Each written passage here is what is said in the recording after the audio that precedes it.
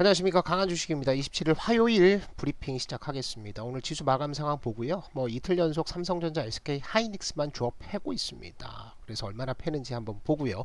알테오전이 오늘 대관식을 열었습니다. 시총 1위 등극을 했고요. 오늘 금리 인하의 수혜 업종이 무엇인지에 대해서 조금 정리를 해드릴 겁니다. 아직까지 우리 전략은 현금 비중 해치 그대로 유지를 하고 있습니다.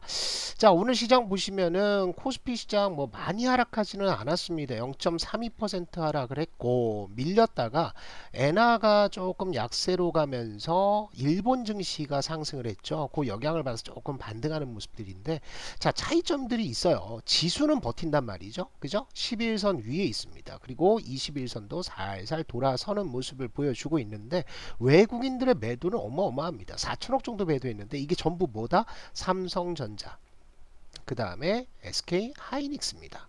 요 두 종목에 대한 매도는 이틀 연속 지금 나오고 있어요. 반면에 코스닥 시장 같은 경우에는 코스닥에서 외인들이 크게 매도는 안 해요. 그런데 지수가 좀 두 개가 차이점들이 있습니다. 무슨 차이를 보이는지 아시겠어요? 자, 일단 21선 위에서 코스피 지수가 버티면서 21선은 이렇게 횡보로 돌고 있습니다. 하락하다가 횡보로 돌고 있다. 그렇다면 여기에서 조금 더 버티다가 상승을 시작하게 되면 21선이 따라 올라가면서 굉장히 좋은 모습이 되는데, 코스닥 시장 같은 경우에는 21선 빠르게 도달을 했어요. 도달을 했지만 21선을 이탈하면서 지금 21선을 못 돌려 세우고 있다. 그래서 코스닥이 조금 더 약한 상황입니다. 자, 수급 동향 보시면은 외국인들과 기관들이 어떤 섹터에 계속 관심을 가지는지 좀 보셔야 되겠죠. 오늘은 외인들이 삼성 바이오로직스 매수 많이 했습니다. 500억 정도 매수를 했어요. 그래서 바이오 매수를 했고요. 유틸리티 쪽 매수를 했습니다. 그리고 방산도 좀 매수하는 모습을 보였어요. 한국전력 샀고, 현대로템 샀고요. 그리고 바이오도 알테오젠까지 사면서 이렇게 지금 매수는 바이오, 유틸리티, 방산 쪽이고, 매도한 업종들을 보면 불쌍합니다. SK 하이닉스, 삼성전자 연일 두드려 맞고 있습니다. 오늘도 SK 하이닉스가 얼마 2,200억 매도가 나왔습니다. 삼성전자 1,000억. 그러니까 아까 외인들 코스피 매도가 4,000억 정도였잖아요. 그런데 4,000억 중에서 지금 3,300억 정도가 어디다? 삼성전자, SK 하이닉스 두 종목이다. 그래서 지금 반도체에 있어서는 어제도 말씀을 드렸듯이 엔비디아의 실적 요거를 확인하고 가자, 아니면은 지금 반도체 업종에 대해서 약간 보수적으로 돌고 있습니다. 모건 스탠리의 보고서가 좀 영향을 주고 있는 거죠. 자, 기관 쪽은 SK 하이닉스 매수는 했습니다. 그런데 이 매수가 위로 치면서 매수한 게 아니라 그냥 외인들이 때리는 것들을 받아낸 매수세 정도밖에 되지 않아요. 580억 정도 매수를 했고요. 역시나 유틸리티 쪽 매수를 했습니다. 한국전력 매수를 했고요. 하나 에어로스페이스와 같은 이런 방산주들 담았고, 그 다음에 기관 쪽은 밸류업 쪽에 계속해서 매수를 하고 있어요. KB금융이라든지 아니면은 다른 종목들도 조금씩 매수를 하면서 밸류업 쪽 매수를 하고 있고, 매도한 거는 배터리 매도를 합니다. 제가 배터리 쪽은 돌아서기 어렵다라고 말씀을 좀 드렸었죠. 아직까지 쉽지 않습니다. 그리고 배터리 가지신 분들은 조금 죄송하긴 하지만 제가 아침에도 우리 정회원님들 텔레그램 방에 설명을 좀 드렸었는데, BYD가 이제 본격적으로 가격 할인 경쟁을 나섭니다. 가격 할인. 그래서 가격 할인 경쟁에 나서니까 어제 테슬라도 왜 빠졌습니까? 중국에서 BYD에 대항하기 위해서 할인을 더 연장하겠다라는 얘기가 나왔거든요. 그러니까 뭐냐면 전기차 구조 조정이 시작이 되고 있는 거예요. 특히나 BYD는 중국 시장이 50% 이상의 전기차 침투율을 보이고 있기 때문에 중국이 아니라 이제 해외 쪽으로 나가야 된다는 거죠. 그러면 당연히 전기차 쪽에는 가격 할인 경쟁이 나갈 거고, 중국 업체들이 한국 배터리를 사용하는 경우는 없죠. 그래서 배터리 쪽에서는 구조 조정까지 감안한다고 한다면 업계가 굉장히 어려워질 수도 있다. 그래서 배터리 쪽은 되도록이면 아직 안 보는 게 낫습니다. 그래서 오늘 에코프로 BM 매도를 했고요. 자동차 쪽도 매도를 했어요. 그 다음에 전력기기 HD 현대 일렉이라든지 LS 일렉이라든지 재룡 전기라든지 이런 전력 쪽에서 매도하는데, 이 전력 쪽은 어디하고 연관돼 있다? 반도체하고 연관이 돼 있습니다. 반도체. 특히나 AI 쪽하고 연관이 돼 있죠. 그래서 기관들 역시 AI 쪽에는 조금 보수적인 스탠스를 가지고 있다. 이렇게 보시면 좋을 것 같아요. 자, 오늘 시장에서 알테오젠이 시총 1위에 등극을 했습니다. 그래서 에코프로 BM이 드디어 2위로 내려왔고요. 에코프로까지 내려왔습니다. 그래서 이 두 종목이 일단 2022년부터 시작해서 우리 시장에 대장 역할을 했었는데 이제 대장이 아니라는 거죠. 시총이 역전이 됐다는 것은 그렇습니다. 자, 그리고 이제 HLB까지 또 엔캠까지, 엔캠도 이제 배터리 관련주라고 보시면 될 것 같은데 우리 코스닥 시장 심각하죠. 시총 1위부터 5위까지가 모두 적자 기업입니다. 엉망진창이죠. 그죠? 시총 1위부터 5위까지가 적자인데 이렇게 밸류를 받는다라는 것들은 결국엔 뭐다? 꿈 아니면 내러티브만 있다. 그죠? 내러티브만 있는 상태. 그래서 코스피 같은 경우에는 퍼가 PER이 20에서 한 30배 사이에서 움직입니다. 그런데 코스닥은 퍼가 100배 까지 움직여요. 그래서 코스닥 시장에서는 우리가 이제 뭐 종목들을 볼 때 실적 보고 매수할 만한 종목들이 그렇게 없다. 그러니까 다 어디로 가는 겁니까? 전부 다 요즘에 신규 상장 종목에 가서 단타나 치고 있는 거 아니에요. 그래서 시장의 기능을 점점 잃어버리고 있습니다. 이거는 이제 이따가 설명할 서학개미의 영향도 좀 있죠. 자, 어떤 내용들이냐 하면 서학개미들이 얼마를 굴린다? 900조를 굴립니다. 그죠? 920조예요. 920조 정도가 되는데 920조를 미국 시장에 직접 투자를 하고 있다라는 것들은 한국 시장의 투자 자금이 이만큼 줄어들었다라는 것도 우리가 생각을 해봐야 되겠죠. 그만큼 지금 개인들의 수급은 많이 떨어지고 있는 상태입니다. 그런데 최근 들어서 많이 산 엔비디아는 올랐어요. 엔비디아는 급락했다가 이제 전고점 때 부근까지 올랐는데 테슬라는 아직 바닥이죠. 그죠? 많이 산 종목들이 이 두 종목인데 테슬라는 아직까지 회복을 못하고 있습니다. 그 다음에 뭐가 있다? 환율입니다. 환율이 요즘에 이렇게 가고 있어요. 그죠? 환율이 떨어지면서 환율 하락세까지 하면, 그리고 테슬라 이런 것들이 이제 빠진 것들 감안하면 미국에서도 많이는 굴리고 있는데 그렇게 재미를 많이 보진 않았다. 올해 들어서. 이렇게 봐야 되겠죠. 쉽지 않은 동네입니다. 그러니까 지금 미국 시장으로 가자. 한국 시장 코스닥 엉망이고 수급 개판이고 그래서 미국 시장으로 가자라고 하는 것들은 아니다. 시기상조다. 시기상조입니다. 그죠? 아직까지는 아니다. 그래서 요거는 이제 제가 이따가 아니면 기회가 되면 좀 자세히 설명을 드리도록 하겠습니다. 자, 금리 인하의 수혜 업종들을 한번 보도록 하겠습니다. 주로 돈을 빌려오는 애들이 금리 인하 수혜를 받겠죠. 그래서 대표적으로 돈을 끌어와서 연구하고 임상해야 되는 애들, 바이오 애들입니다. 아까 이제 말씀드렸듯이 알테오젠이라, 그죠? 알테오젠뿐만 아니라 중소형 바이오 아니면 제약업체들이 돈을 얼마나 벌까요? 그렇게 이제 돈을 많이 못 번다고요. 그러니까 연구를 하고 임상을 하고 신약을 개발하는 데는 전부 다 뭘 해야 된다? 돈을 끌어와야 돼요. 돈을 끌어오는 거는 두 개가 있습니다. 첫 번째는 유증이 있고요. 그죠? 유상증자. 뭐 여기에는 이제 증시에서 이제 돈을 끌어오는 거죠. 그래서 시비 발행도 있고 뭐 그렇습니다. 두 번째는 이제 회사채 발행을 하든지 아니면 차입을 하는 거죠. 근데 이거에 금리가 굉장히 중요한 역할을 하죠. 그래서 이렇게 돈을 끌어서 연구하고 임상해야 하는 애들, 바이오 업종들. 그래서 요즘에 금리 인하 얘기 나오면서 바이오가 이제 튀는 이유들이고요. 또 하나는 돈 끌고 와서 아파트 짓고 또 지금 PF 전부 다 물려 있죠. PF 막 파산하는 애들 많습니다. 워크아웃 들어가고. 그래서 이런 애들 건설 업종도 수혜주로 볼 수 있습니다. 역시나 조선 업종은 특징이 뭐예요? 요즘에는 대부분이 헤비테일이라고요. 헤비테일. 이게 뭐예요? 테일. 꼬리가 크다, 무겁다라는 거야. 그러니까 배를 만들 때 보통 2년 정도가 걸리는데 2년 동안 어떻게 하냐면 선수금을 받는 것이 아니라 앞전에 10%, 뒤에 또 중간에 10%, 또 10% 받다가 나중에 60%를 받는 거야. 이게 뭐 80%가 될 수도 있고. 그렇기 때문에 이런 조선 업종들도 금리 인하가 되면은, 그죠? 돈을 끌어와서 배를 만들어야 되잖아요. 나중에 돈 받기 전에. 그래서 조선 업종도 수혜주다. 그리고 금융주들, 요즘에 이제 밸류업 쪽 때문에 밸류업 지수가 이제 9월 말에 발표가 됩니다. 그래서 이때는 셀 온을 여러분들 준비를 하셔야 돼요. 그래서 지금은 플레이 하시지만 밸류업 지수 발표되기 한 일주일 전쯤에는 청산을 하셔야 된다. 이렇게 생각을 하시고, 금융주들이 통상 금리 인상이 되면 수혜를 받는다, 이렇게 이제 생각을 하는데 맞습니다. 그것도 맞고요. 금리가 인하가 되면 1차적으로는 대출 수요가 늡니다. 그죠? 두 번째는 예금 금리는 후딱 낮춰요. 그런데 대출 금리는 천천히 낮아지고요. 또 하나는 단기 대출 금리는 빨리 내려갑니다. 그리고 장기 대출 금리는 천천히 내려가죠. 그래서 단기로 돈을 빌려와서 장기 쪽으로 돈을 빌려주면서 마진, 그죠? 마진을 먹는 요 금융주들도 금리 인하의 수혜주로 손꼽히고 있죠. 또 한 가지는 이제 유틸리티입니다. 인프라 까는데, 그러니까 전력망을 깔고, 그죠? 가스관을 깔고, 이런 애들은 돈 빌려서 깔아야 될 거 아니에요. 그러고 나서 사람들한테 이렇게 고지서를 발송해서 돈을 받습니다. 그런 애들이 뭐예요? 한국전력과 뭐 한국가스공사 뭐 이런 애들이죠.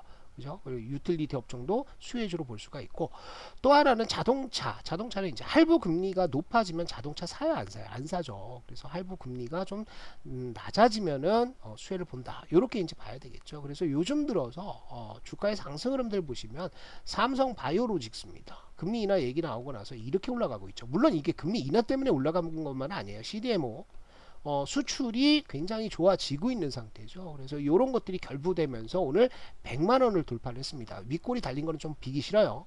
그래서 어쨌든 윗골이 좀 달렸고, 요거는 삼바가 아니고 알테오젠이죠. 알테오젠도 오늘 시총 1위 등극을 하고 나서 윗꼬리가 좀 달렸습니다. 근데 알테오젠도 언제부터? 이때부터 시작해서 금리 인하 얘기 나오면서 올라갔고요. 한국전력이 오늘 이렇게 올라갔습니다. 한전이 이렇게 올라가는 거 굉장히 오랜만이죠. 그래서 요거는 금리 인하 수혜도 있고요. 또 한 가지는 한전에 있어서 되게 중요한 것은 전기 요금 인상이다. 근데 정부에서 전기요금 9월달부터 인상한다는 얘기 나오니까 외인과 기관들이 지금 배팅 들어가고 있는 거예요. 이건 잘 봐야 되는 종목 중에 하나입니다. 그 다음에 그동안 빡빡빡빡 기던, 그죠?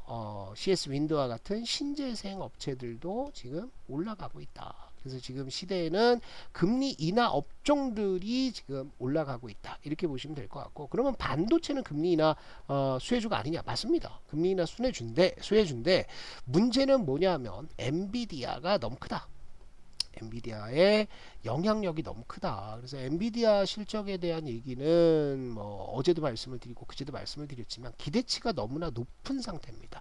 대략적으로 지금 286억 달러 전망하는 데가 있고요. 또 300억 달러 전망을 하는 데가 있고 306억 달러 전망을 하는 데가 있습니다. 이게 전부 다 뭐냐 하면 매출 성장률에 따라서 지금 이렇게 전망들이 나온 거예요. 그러니까 매출 성장률이 100%냐 아니면 100% 이상이냐 아니면 그 이상이냐, 이거에 따라서 실적이 갈릴 텐데 이거는 저도 모르겠습니다. 나와 봐야 알아요. 그죠? 그래서 엔비디아에 대해서는 누구도 모르기 때문에 지금 굉장히 반도체는 어려운 상황이다. 이렇게 보시고요. 오늘 요 큰 흐름들은 반드시 알아두셔야 될 것 같습니다. 왜 그러냐면 우리가 차트를 보고 거래량을 보고 패턴을 보고 우리가 하루하루 수익을 내는 것도 중요한데 전체 시장의 구도가 어떻게 되는지 이런 것들은 머리에 시나리오를 좀 잡아놔야 된다는 거죠. 그래서 최근 들어서 나오는 얘기가 전부 다 뭐냐면 금리 인하하면 주가 폭락 나온다. 이게 왜 그러냐? 금리 인하한다고 무조건 폭락 나오는 게 아니라 장단기 금리 차가 다시 역전됐다가 회복하면서 그러면서 시장에 충격이 온다라는 거거든요. 그래서 그런 얘기가 되게 많은데 우리가 시대를 좀 나눠보자고요. 어떻게 나눠보냐면 인플레이션, 그죠? 요 회색 선이 인플레이션입니다. 요게 CPI. 그 다음에 요 파란색 바 있죠? 요것은 뭐다? 요것은 GDP 성장률입니다. 성장률. GDP 성장률을 보시면 사실 인플레이션보다 디플레이션을 더 무서워하죠. 왜 그러냐? 디플레이션의 시대라는 것은 물건을 만들면 물가가 빠져요. 그러니까 물건을 만들면 물건 가격이 빠진단 말이야. 그렇기 때문에 기업들에서는 설비 투자를 늘립니까? 늘리지 않죠. 그죠? 물건만 만들면 가격이 다음 달에 또 빠져. 그죠? 또 빠져. 그러면 설비 투자를 할 이유가 없어. 현상 유지만 한다고요. 그러니까 경제가 굉장히 성장률이 낮아집니다. 그러니까 GDP 성장률을 보시면 여기 디플레이 시대에는 이렇게 성장률이 박스권이 이렇게 만들어집니다. 근데 인플레이션 시대에는 물론 격차는 있습니다만 이렇게 성장 나올 때 화끈하게 성장을 하는 거죠. 그죠? 그래서 요때 보시면 금리 인하의 메커니즘도 달라요. 인플레이션의 시대의 금리 인하라는 것은 CPI, 물가에 따라서 물가가 올라가면 금리를 올리고요. 물가가 내려가면 금리를 내립니다. 그러니까 주 요인은 인플레이션이라는 거야. 디플레이션의 시대에서는 뭐가 나오냐면 이런 식으로 빠져요. 그죠? 종종 빠져. 성장률이 이렇게 밀린단 말이야. 그러면 이렇게 밀릴 때 침체로 가지 않기 위해서, 가게 하지 않기 위해서, 그래서 금리를 낮추는 겁니다.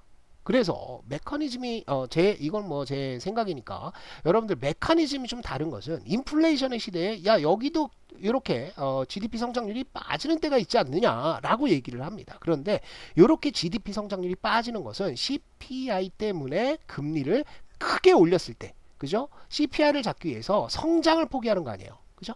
성장 포기, 폴 볼커도 그랬잖아요.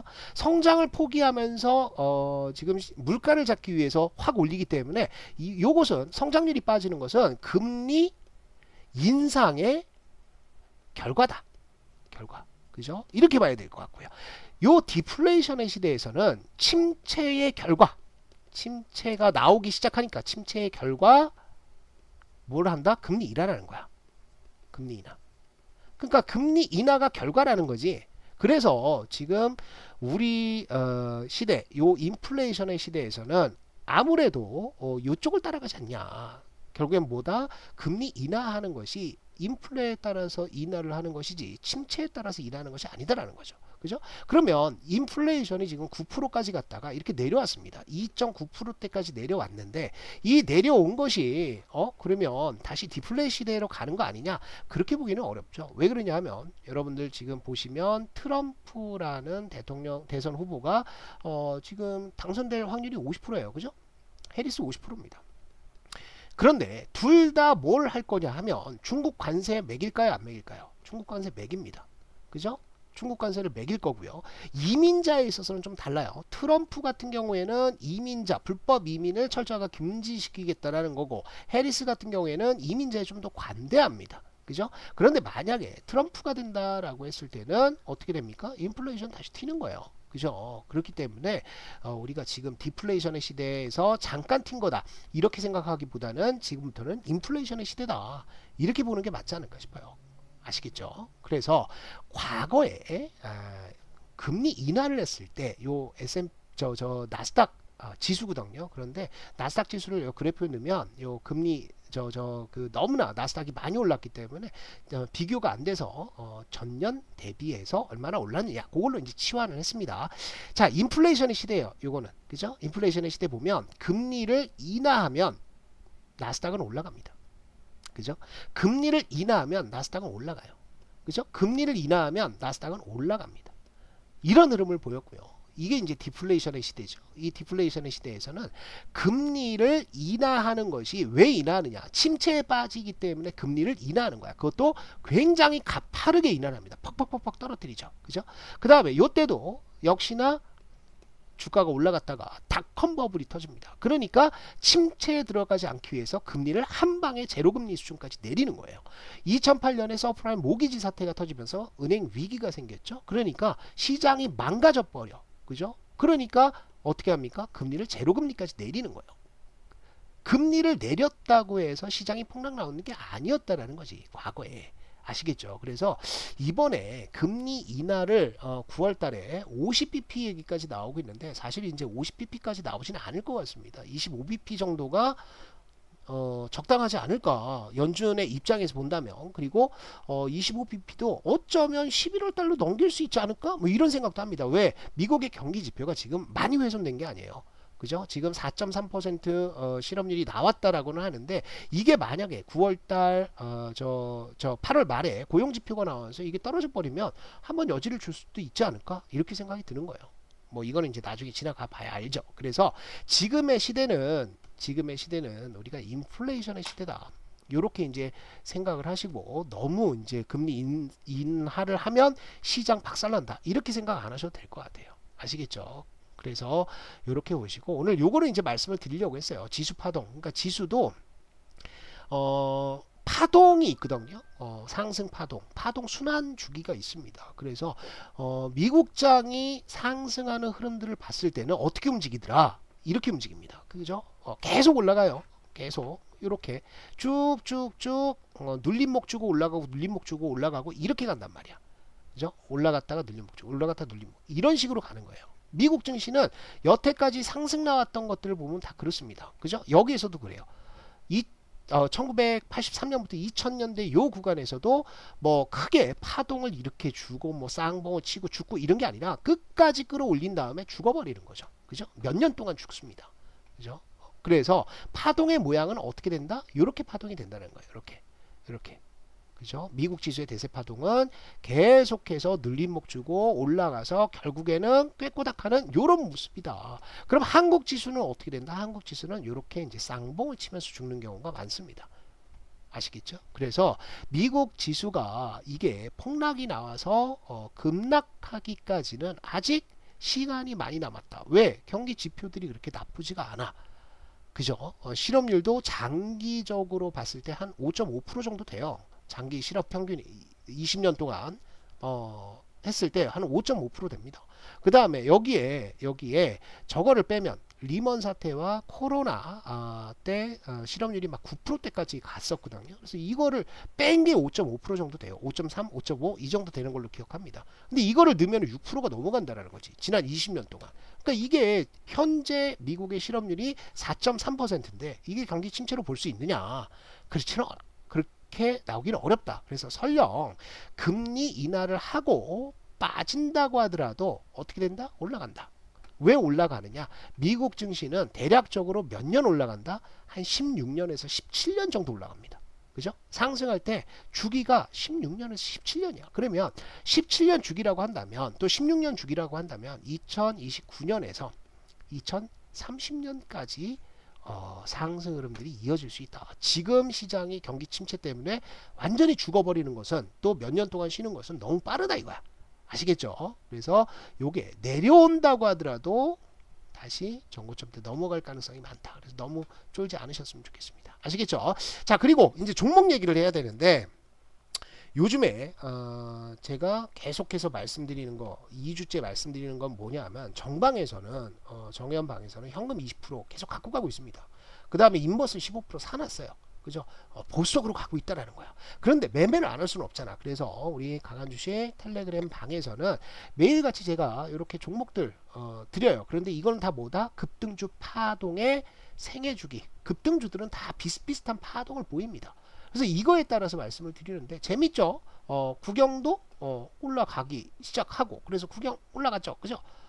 내일 챙기면 된다. 신원 종합개발도 요거는 어제 그 다음에 금요일 날에도 말씀드렸어요. 요 5번 나옵니다. N자 파동 나옵니다. 라고 올려드렸던 종목인데 오늘 급등을 하잖아요.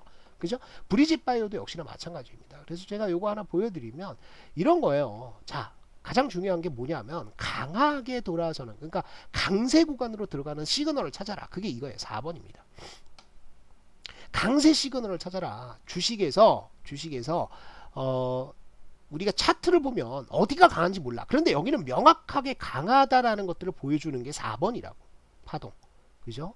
4번입니다. 그러고 나서 얘가 올라가다가 내려와서 어디? 11선. 빨간색 선이 11선인데 11선에 닿으면 또 간다라는 거지.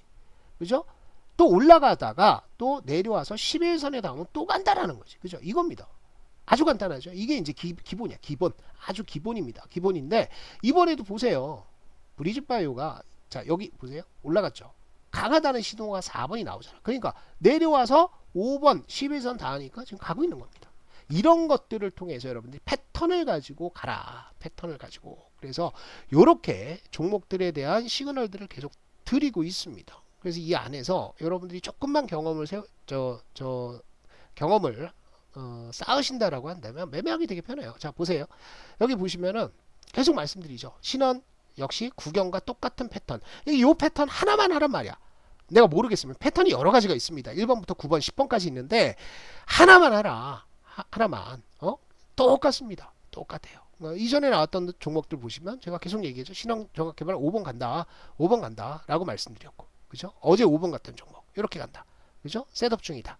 요거 셋업 중이니까 요거 4번 나오고 있으니까 뭐다? 강한 상태로 지금 차트가 들어가고 있다. 이런 것들을 여러분들이 구분을 하실 수가 있습니다. 제가 장전에 이렇게 종목들도 말씀을 드리고 있고요. 그죠? 그래서 초보분들, 내가 주식 투자 잘 못하고 차트를 잘 못 본다라고 하시는 분들은 우리 텔레그램에 들어오십시오. 텔레그램 들어오시면 무료로 제가 종목을 선별을 해 드리고 있고, 또 교육과정 처음 들어오신 분들이 파동을 잘 모르겠습니다 라고 하시는 분들이 있어요. 그래서 제가 이거 어디 가서도 배울 수 없는 급등주 파동의 생애주기, 요 파동 1번부터 10번 파동까지 정리를 해 드릴 거고, 기초 교육을 할 겁니다. 정방에서는 이제 심화 교육, 실전 교육까지 들어가는데, 무료 방에서도 뭘 알고는 투자해야 될 거 아니에요. 그래서 이 파동에 대한 교육도 진행을 할 거니까, 초보분들이라고 한다면 우리 무료 텔레그램 방에 들어오시면 될 것 같습니다. 그래서 주소는 제가 올려놨어요. 우리 영상의 설명란에 올려놨습니다. 그래서 어디로 들어오시냐? 스트롱스톡, 강한 주식.